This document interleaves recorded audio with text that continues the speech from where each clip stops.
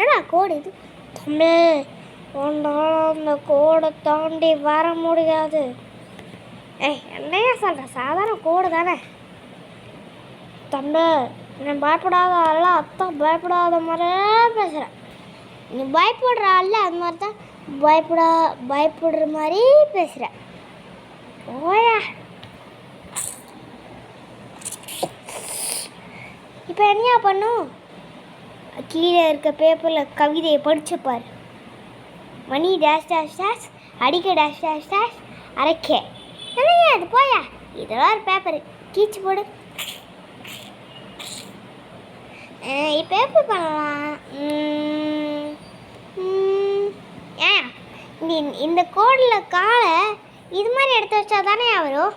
அப்போ நம்ம டேரெக்டாகவே ஊற்றிச்சுக்கலாம்ல. போதும். தம்பி வேடிக்கை சரியில்லை, அவருக்கு இருக்குது.